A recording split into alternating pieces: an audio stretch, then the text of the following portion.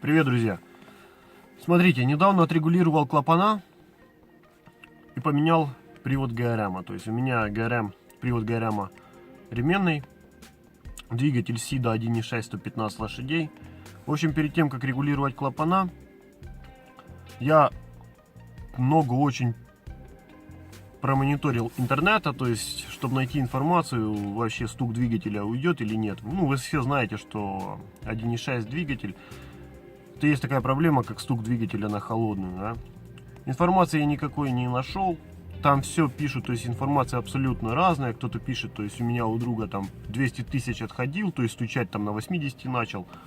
200 тысяч отходил, он машину продал и все, горя не знал. То есть, ну не суть. В общем, я сам отрегулировал эти клапана, то есть, ну как не сам. Я поехал к мастеру, заплатил денег, и он отрегулировал. То есть эта процедура делается вместе с заменой приводного ремня. Может у вас цепь, но я именно сейчас разговариваю про свой двигатель. То есть вся та же самая процедура, как, например, на ВАЗ, да, только на ВАЗе там шайбы можно подкинуть, не снимая приводной ремень. Здесь все наоборот, то есть здесь стаканчики, они похожи на гидрокомпенсаторы, но гидрокомпенсаторов здесь нет.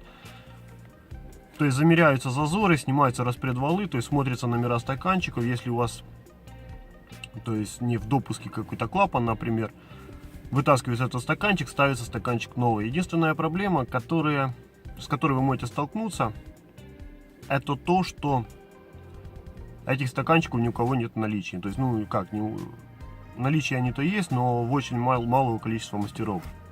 Я нашел такого мастера, у которого были они в наличии.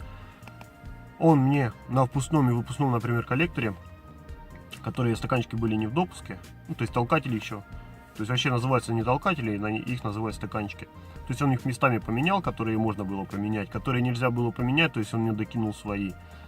За каждый стаканчик я заплатил по 500 рублей. То есть у меня всего не подошло только 3 стаканчика, то есть 500 рублей. Процедура регулировки клапанов стоит 4000, то есть я за нее 4000 отдавал, плюс по 500 рублей за стаканчик. И замена приводного ремня мне обошлась в 4000, это только по работе. Все остальное это уже до простраты, то есть стук после регулировки клапанов не проходит. То есть здесь косячная конкретно поршневая, то есть стучит сама поршневая. Может же так же самое вот эти муфты распредвалов стучать.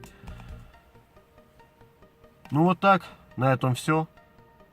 Как бы на вопрос, я думаю, я ответил. То есть сильно тему разжевывать не будем. Все, ребят, на этом все. Всем спасибо, всем пока.